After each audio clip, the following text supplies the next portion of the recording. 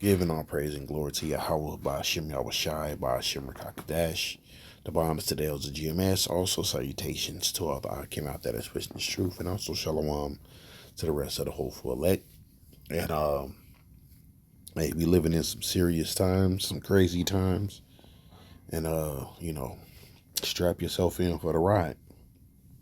Because according to this article, and the things you see that's taking place, hey, shit is gonna get wild in America. So hey, man, buckle up. You know, you're in that part of the roller coaster. When you get to the top and you got that long freaking drop. But that's where we at right now. All right, that's our that is where we're at. But except with this roller coaster, you just fall and die. Okay, so that this article right here says war Iran war creating a perfect storm for global food shortages. All right, and bad enough, you got the thing with the the energy thing, the oil, because everything runs off oil in this society, you know. So that's why the prices of things are flying up like crazy. But little do you know, your fertilizer that comes over here, guess what? It comes from other countries, man. It's almost like this like this is orchestrated chaos, which it is. It's orchestrated chaos with these elites, man.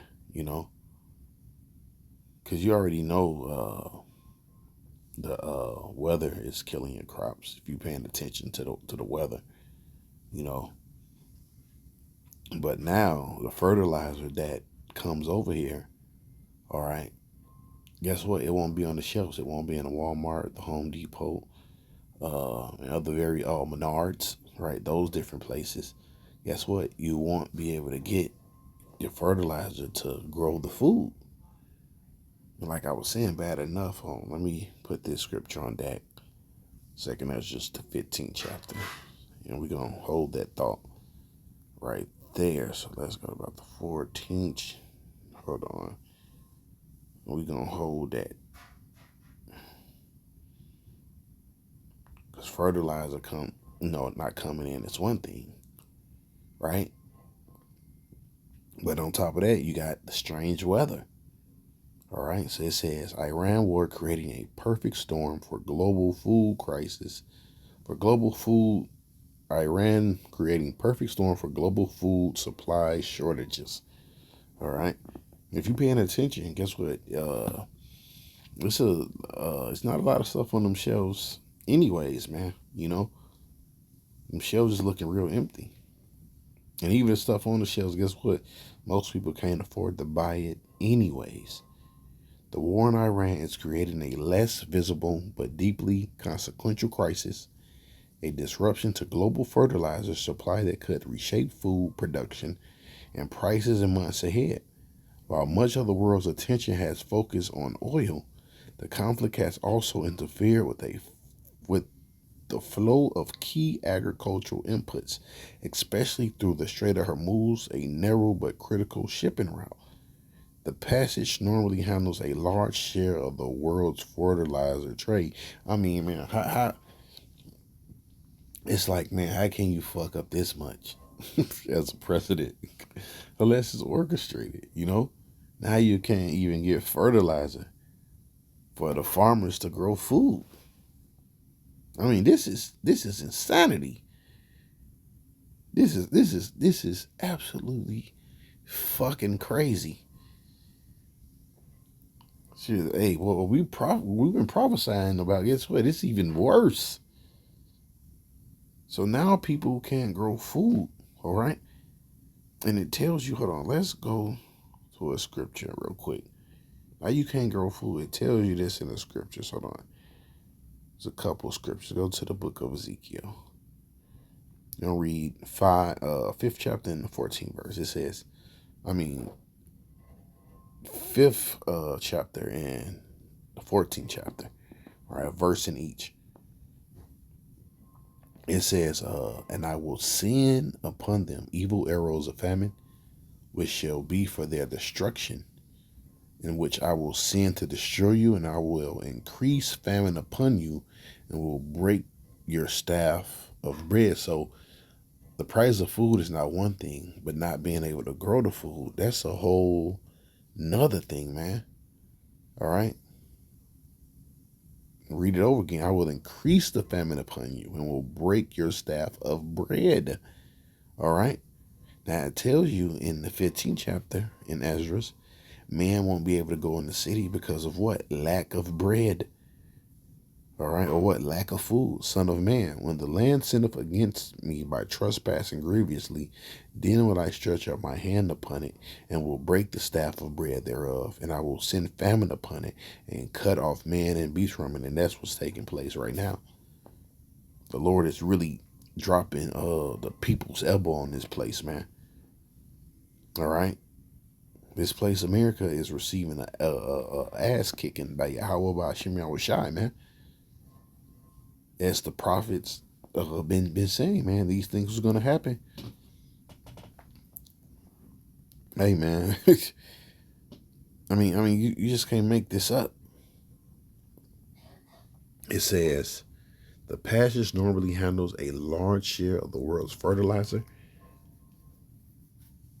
and its disruption has sent shockwaves through farming systems that depend on timely and affordable deliveries.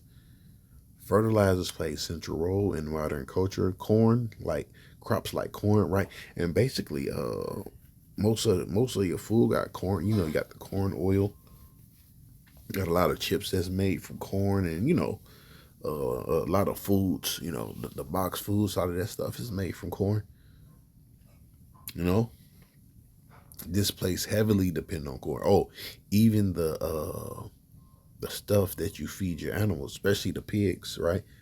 What I learned, a lot of the cornfields sometimes it don't even be for people. Sometimes it be for livestock, for them to feed the livestock, mainly the pigs, and the cows too, but mainly the pigs. So now that's bringing you, now you about to starve out the damn animals, you know. Like I say, this is the worst case scenario for this place at this point, man. At this point, it's like, look, what else can go wrong for America? It says, fertilizer plays a central role in modern culture. Crops like corn, wheat, rice rely heavily on nitrogen, phosphate, potash, and maintains high yields. When supply chains are interrupted, farmers are left with difficult choices and pay sharply high prices. Reduce your reduce usage and risk lower output in many regions, especially where profit margins are very thin. Because why? Inflation, right? What's that? Revelations, the fifth or sixth chapter, right? The denarius is not worth nothing, or should I say the dollar? It's not worth anything anymore. Even in the modest increase in fertilizers, costs can force cutbacks that in turn translate into smaller harvest. So you're gonna get a very small harvest, man. So you think the shelves are bare now? Wait till you go in there.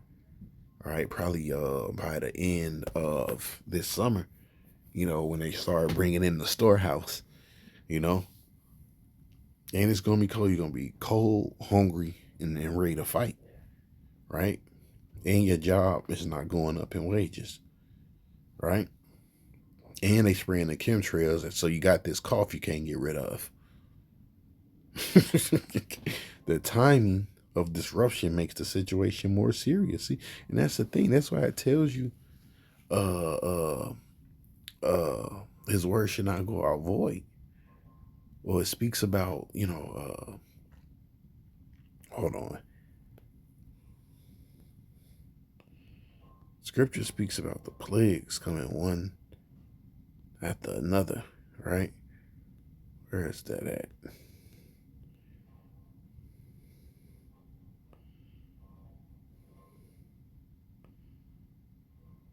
think that's the 15th chapter.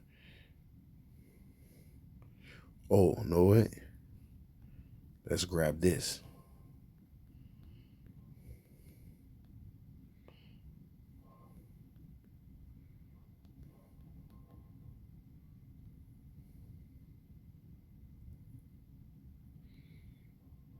Right? This is Amos 5:24.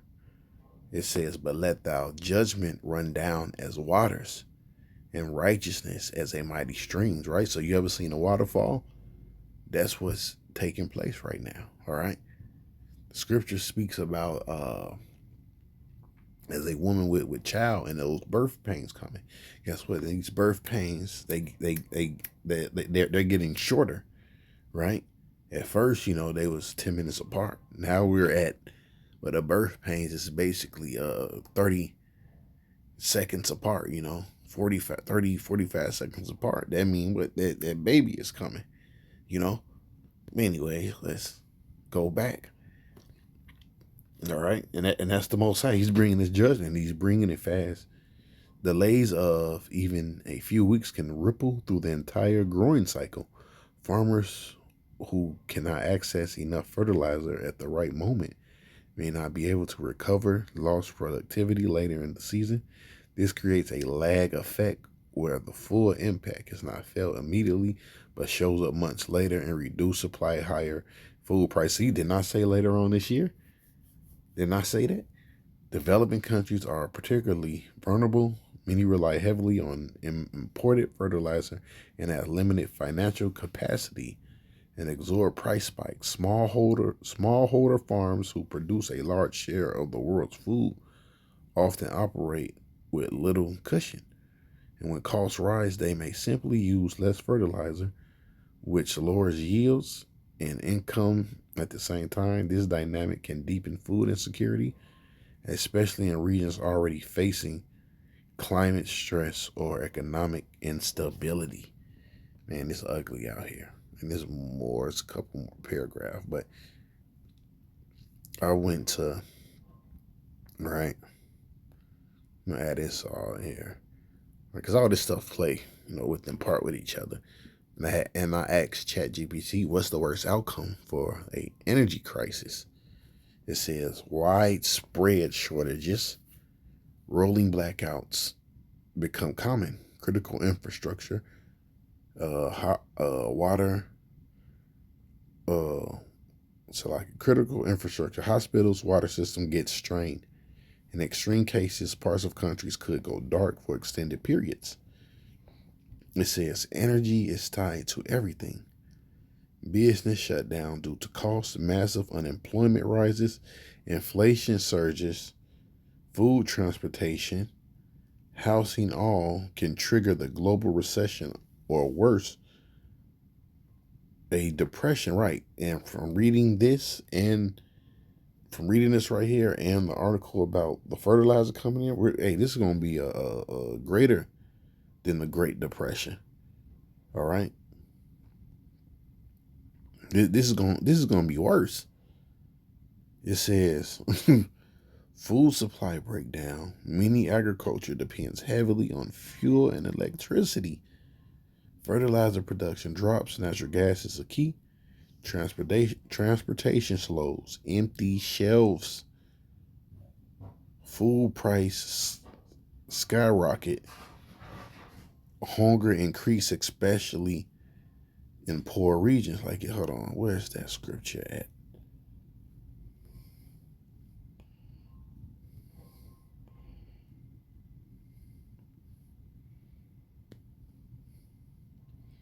This is Second Esdras. I'm gonna get right to the point. Matter of fact, I'll read from it. Second Ezra 6:21. And when the world that shall begin to vanish away, which is what's taking place right now, all right, it's not such a great country anymore, shall be finished, then will I show the tokens. The book shall be opened before the firmament, and they shall see it all together. Right? And the firmament is what? Us, or anybody that's watching this video, You need the satellites to be able to, watch this. You need that internet. The children of a year shall speak with their voices. The women with child shall bring forth untimely children 3 or 4 months, and they shall live and be raised up. And suddenly shall the sown places appear unsown. Full storehouses shall suddenly be found empty. And that's what's taking place right now. Them storehouses, like it says, is food supply. That's it. All right. The economic collapse. Hey, we're here, man. Then it says political instability, conflict. History shows energy shortages can lead to unrest, protests, riots, civil disorder, government losing control or collapsing, countries competing or even going to war over oil and gas, rare resources. And look, I'm at this point, I'm a living Esdras this whole lesson. When you read it in the GNT, you know, speaks a little bit louder, but I'm gonna read it in the King. It says, "Woe to the world and them that dwell therein, for the sword and the destruction draweth nigh. One people shall stand up and fight against another, and swords in their hands, and there shall be sedition among men, invading one another, and they should not regard their kings nor princes, and the course of their actions shall stand in their power." Now, when you read in the GNT, it speaks about political division. You know, people being divided, or people coming up against their government. Okay, let's read a little bit more of this. "A man shall desire to go in a city and shall not be able to, because of their pride. The city shall be troubled, houses shall be destroyed, man shall be afraid. A man shall have no pity upon his neighbor, but shall destroy his houses with the sword and spoil their goods because of the lack of bread and for great tribulation." So you see how this Iran thing is affecting everything over here in America, all right? But also this is going to help them usher in that new world order too, order out of chaos. Every choke point, global conflict risk. Says every choke point like the Strait of Hormuz critical. If blocked or attack has a huge portion of the world's oil supply is disrupted. This can trigger military response and escalate into a large conflict, which is what World War III. World War III, man. Hey, Trump was just threatening them. Look, y'all need to open up the Strait of Hormuz, or it's going to be consequences. In desperation, countries may, right, it's climate backslide. In desperation, countries may burn more coal, the dirtiest fuel. It says ignore climate agreements and accelerate environment damage, worsening long-term crisis. Damn. Lower quality of life for everyday people. Heating and cooling becomes unaffordable. Transportation limited. Increased poverty and equality. Damn. It says the worst case is one single event and all of these hitting at once. Oh boy. Like it tells you, right? Oh, let's go to the 16th. Man, that's crazy. It is, man. Hold on. So that's what's going to happen.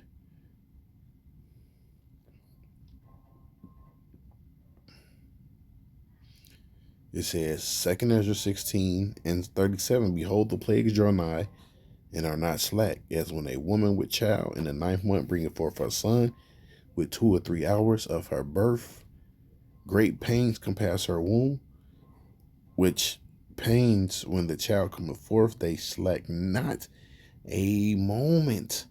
You see? So all this stuff is going to happen at the same time. Even so shall not the plagues be slack to come upon the world. The world shall mourn, and sorrow shall come upon it on every side, man. See, now you can see how you go into this chapter why Esther said these different things, man. Those that buy and sell, flee of such, because it's gonna be fucking crazy out here, man. Okay, it's it. Look at the worst case scenario. All of this happened at the same time. Damn. Right. So now, what is this going to lead to? Let's go back to here.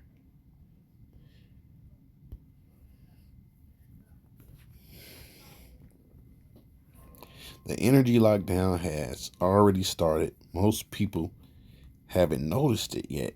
In February 2026, something shifted quietly, where the news cycle obsessed over the latest political scandal, a crisis where floating 300 miles away, the Strait of Hormuz, a conflict between Iran and U.S. Disrupted the world's most critical energy checkpoint. Within weeks, countries stopped talking about growth and they started talking about rationing. You see, most of us missed it because we weren't looking. If you're paying attention, if you watch what happened to Sri Lanka, uh, Manar, Slovenia, Pakistan, you will recognize the pattern that the same one we ignored in early 2020. This isn't a doomsday prediction. This is happening right now. This isn't a conspiracy. Oh man, get out of here. This isn't a conspiracy. This is happening in real time. Let me show you countries already rationing fuel. Right? Uh, Sri Lanka implemented QR codes at gas pumps. Each citizen can buy 15 liters per week. Whoa, shit. That's enough for maybe 3 short trips. Myanmar switched to odd even rationing. If your license plate ends in ends in an even number, you can't buy gas on odd days. If it's odd, the reverse will reply. That's crazy. Slovenia become the first EU country to implement fuel rationing, 50 liters per week for private drivers. Cambodia shut down 1/3 of its petrol pumps entirety. Pakistan closed schools and moves to a 4-day work week to save fuel. This isn't a speculation. These are governments making hard choices because they have, because they have to.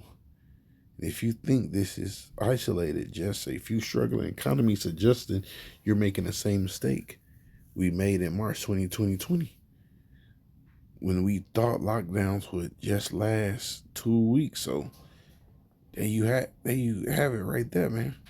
In other countries, right? India, Philippines, Bangladesh. Bangladesh has 3 weeks of oil reserves left. Uh, prompting an emergency declaration. Philippines grounded flights and declared an energy emergency. So, hey man, we here, man. You know, Yahweh Bashimar Rashai is working these last days, man. So let's let me see. Let me read it a little bit more of these scriptures. 2nd Ezra 16:18. The beginning of sorrows and great mourning, the beginning of famine and great death, the beginning of wars and power shall stand in fear, the beginning of evils. What shall I do when these evils shall come? Behold, famine, plague, tribulation, anguish are sent as scourges for an amendment. But for all these things they should not turn from their wickedness, nor be always mindful of their scourges. Behold, victuals shall be so good, cheap upon the earth, they shall think themselves to be in a good case. Even then shall evils grow upon the earth, the sword, famine, great confusion. Many of them that dwell upon the earth shall perish of famine, and the others escape the hunger shall the sword destroy. All right, because that's what's coming. The dead shall be cast out as dung, and there shall be no man to comfort them. For the earth shall be wasted, and cities shall be cast down. Yeah, once all this stuff, won't nothing be able to be taken care of. You know, people won't care anymore. They're going to go into what? Survival mode. There should no man be left to till the earth to sow it. Plus, you won't be able to afford it like that. Like I said, it's going to be every man for himself. The tree shall give fruit, who shall gather them? The grapes shall ripen, who shall tread them? All places shall be desolate of man. Right? So once a prospering and fruitful city, all right, and plus, they're going to draft people. A lot of these farmers fuck around and get drafted. So that one man shall desire to see another and hear its voice. Which I'm gonna stop right there. Hey, you get the gist of it, man. This place is fucking done. So with that, give all praise and glory to Yahweh, Bashim Yahushai, Bashim Rakakadash. The Wama Citadels of GMS. Also salutations to all the argument out there. That's listening to truth. Peace.